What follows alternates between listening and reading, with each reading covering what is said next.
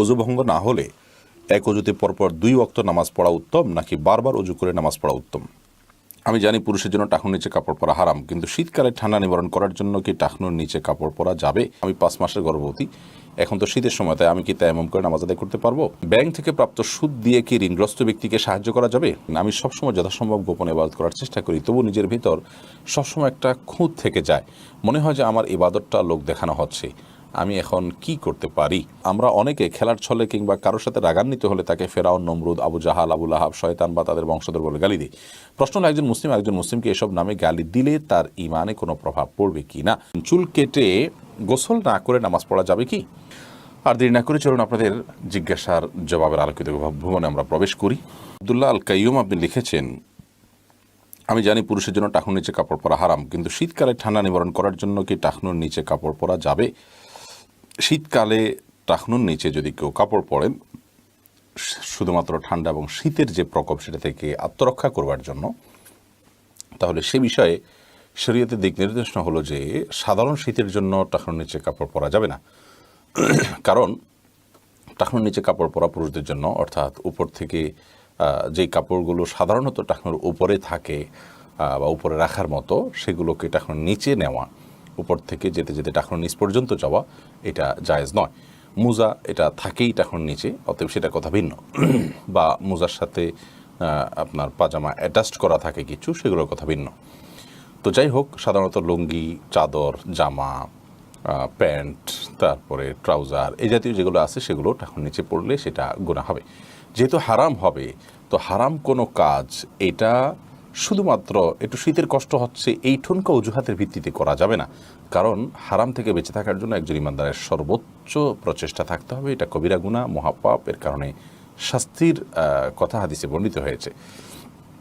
আর যদি এমন হয়, আল্লাহ না করুন, যে আপনি এমন কোনো জায়গায় আছেন এত বেশি ঠান্ডা যে আপনি টাকনুর নিচে মোজা বা এই জাতীয় কোনো কিছু নেই, আপনি উপর থেকে যে পোশাক পরছেন সেটা যদি টাকনুর নিচে সহ পুরো পায়ের পাতাকে না ঢাকেন সেটা দিয়ে, তাহলে আপনার পা জমে যাবে, অনেক বেশি আপনি বিপদে পড়বেন। এরকম যদি হয়, তাহলে সেক্ষেত্রে আয-যরুরাতু তুবিহুল মাহযুরাত, বা খুব বেশি প্রবল সমস্যা দেখা দিলে সেক্ষেত্রে নিষিদ্ধ বিষয়ও অনুমোদিত হয়ে যায়।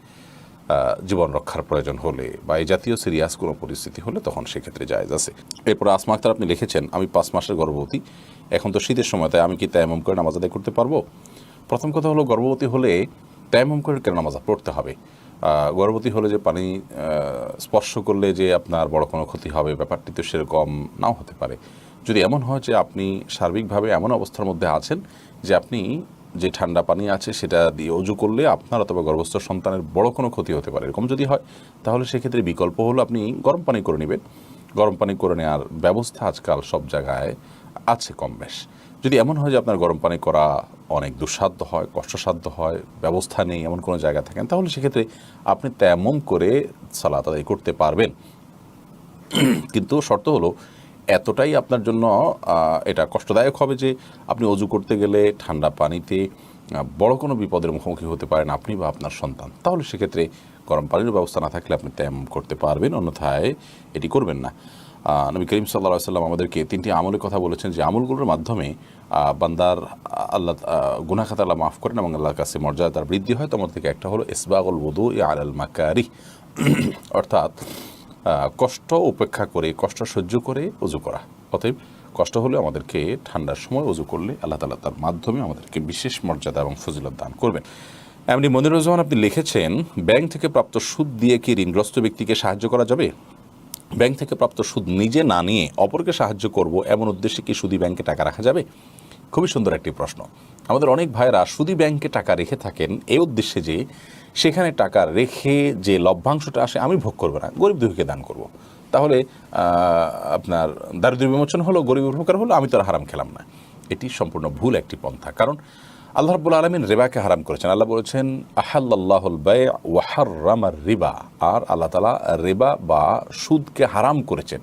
এখানে খাওয়াকে হারাম, যদি অন্যান্য জায়গাতে সুদ খাওয়ার কথা আল্লাহ বলেছেন, কিন্তু এখানে খাওয়ার কথা বলেন, এখানে আমভাবে সাধারণভাবে বলেছেন সুদকেই আল্লাহ তাআলা হারাম করেছেন। তার মানে সুদের যে কারবার করলেন, সুদকে আপনি সুদের চুক্তি করলেন, তার মানে সে আপনাকে সুদ দিবে, আপনি নেবেন, এই মর্মে আপনি তার সাথে যে চুক্তি করলেন, আপনি সুদকে মেনে নিলেন, আপনি সুদের মধ্যে জড়িয়ে গেলেন, এরপর সেটা আপনি খাচ্ছেন না, সেটা পরের বিষয়।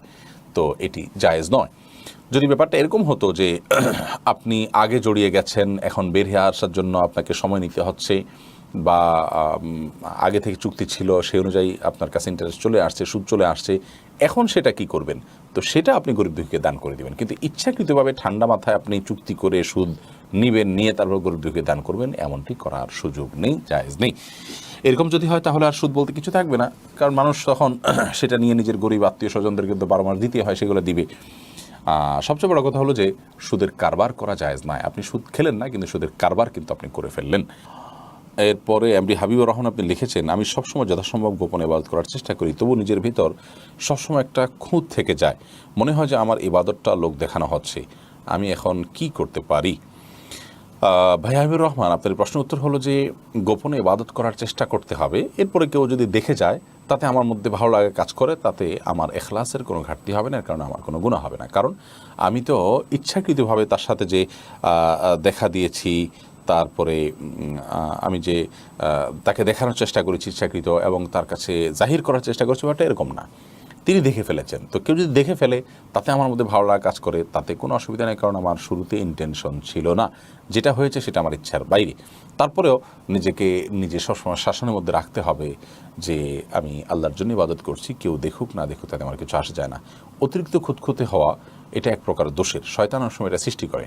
আপনি চেষ্টা করছেন নিজেকে সংযত রাখার, নিজেকে গোপনের ইবাদতের মধ্যে মগ্ন রাখার, তারপরেও এরকম কোনো কিছু হয়ে গেলে আপনি যদি ভেঙে পড়েন, আপনি যদি অস্থির হয়ে পড়েন, অহেতুক পেরেশান হতে থাকেন, তাহলে এটা কিন্তু বাড়াবাড়ি। এই বাড়াবাড়িটা অনেক সময় শয়তান করে। এই জন্য বিজ্ঞ কোনো আলেমের সাথে আপনার পুরো অবস্থার বিবরণ বলে প্রয়োজনে আপনি পরামর্শ নেবেন। এবং এ বিষয়ে নবী করিম সাল্লাল্লাহু আলাইহি ওয়াসাল্লাম একটা হাদিস উল্লেখ করার মতো সহিহ মুসলিমে বর্ণিত হয়েছে যে তার কাছে একবার এক ব্যক্তি, নবী করিম সাল্লাল্লাহু আলাইহি ওয়াসাল্লামকে এক ব্যক্তি বলা হয়েছে যে, ইয়া রাসূলুল্লাহ, আপনি ওই ব্যক্তি সম্পর্কে কি বলেন যে ব্যক্তি কোনো কাজ করে, ভালো কাজ করে, এরপরে মানুষ তার প্রশংসা করে, সে প্রশংসা চায় না কিন্তু মানুষ তার প্রশংসা করে ফেলে, তো এটা সম্পর্কে আপনি কি বলেন? তখন নবী করিম সাল্লাল্লাহু আলাইহি ওয়াসাল্লাম বলেছেন, এটা তো ইমানদার আল্লাহর কাছে আখিরাতে পুরস্কার পাবে, দুনিয়াতে নগদ পুরস্কার পেল, মানুষের স্বীকৃতি। এটা তার ইচ্ছার বাইরে মানুষ যদি এসে তাকে দিয়ে যায়, সে এটা পাওয়ার কারণে কোনো গুনাহগার হবে না, তার আমল নষ্ট হবে না।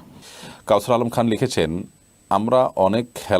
আমরা অনেকে খেলার ছলে কিংবা কারোর সাথে রাগান্বিত হলে তাকে ফেরাউন, নমরুদ, আবু জাহাল, আবু লাহাব, শয়তান বা তাদের বংশধর বলে গালি দিই। প্রশ্ন হলো, একজন মুসলিমকে এসব নামে গালি দিলে তার ইমানে কোনো প্রভাব পড়বে কি না? অবশ্যই ইমানে প্রভাব পড়বে ভাই কাউসার আলম, কারণ নবী করিম সাল্লাল্লাহু আলাইহি সাল্লাম বলেছেন, ইমানদার কখনো লাআন তাআন ফাহিশবাজি, অর্থাৎ ইমানদার কখনো অন্যকে গালমন্দকারী, অভিসম্পাদকারী এবং নিচু কোনো উক্তিকারী হতে পারে না। আল্লাহ তাআলা আমাদেরকে হেফাজত করুন যারা অন্যকে গালমন্দ করছেন। এই যে কথাগুলো বললেন, এগুলো সব গালি। ফেরাউন বলা, নমরুদ বলা, আবু জাহাল বলা, কোনো কাফের নাম ধরে তাকে ডাকা, তার মানে তাকে কাফের মনে করা বা তাকে ওই কাফের সাথে তুলনা করা, এটা অবশ্যই গুনাহের কথা, এটা অবশ্যই গর্হিত করা, এবং এটা কোনো মুসলমানের জন্য জায়েজ নয়। এরপরে বাবু আরসাদুজ্জামান আপনি লিখেছেন, চুল কেটে গোসল না করে নামাজ পড়া যাবে কি? চুল কাটার পর যদি আপনি গোসল না করেন, তারপর নামাজ পড়তে পারেন, কারণ চুল কাটার পরে গোসল ফরজ হয় না। তবে হ্যাঁ, চুল কাটার পর চুল পড়তে পারে, বিশেষ করে মসজিদে যখন যাবেন, মসজিদ নোংরা হতে পারে, সেজন্য আপনি যদি ভালো করে পরিষ্কার করেন মাথাকে, যে কোনো চুল পড়বে না, ঝরবে না, এক দুটা পড়তে পারে কিন্তু নর্মালি কোনো চুল পড়বে না, এরকম যদি আপনি সেটাকে ভালো করে ঝেড়ে নিতে পারেন, তাহলে আপনি গোসল করা ছাড়াও নামাজ পড়তে পারেন। বিশেষ করে অনেক সময় দেখা যায় চুল কাটার পরে এখন আমি গোসল করতে গেলে জামাত ছুটে যাবে, তাহলে আপনি জামাতকে অগ্রাধিকার দিয়ে গোসলকে বিলম্ব করবেন। চুল কাটলেই গোসল করতে হবে এমনটি বাধ্যতামূলক নয়, তবে আল্লাহর ঘর যাতে নোংরা না হয় সে দায়িত্ব আপনাকে নিতে হবে, অন্যথায় গোসল করে পুরো ফ্রেশ হয়ে তারপরে যাবেন। আখতার আলী লিখেছেন, শেখ, হেদায়েত পাওয়ার উপায় কি? হেদায়েত পাওয়ার জন্য আল্লাহর কাছে দোয়া করতে হবে, হেদায়েতের পথে হাঁটতে হবে। আল্লাহর কাছে একটা দোয়া আমরা বেশি বেশি করে পড়তে পারি, রব্বানা লা তুজিগ কুলুবানা বা'দা ইয হাদাইতানা ওয়া হাব লানা মিন লাদুনকা রাহমাতান ইন্নাকা আনতাল ওয়াহ্হাব। যার অর্থ হলো, হে আল্লাহ, হে আমাদের রব, আপনি আমাদেরকে হেদায়েত দেওয়ার পর আমাদের অন্তরকে আর বক্র করে দিবেন না, বিপদগামী করে দিবেন না। আপনি সর্বত্র দানশীল এবং আপনি মহাদানশীল।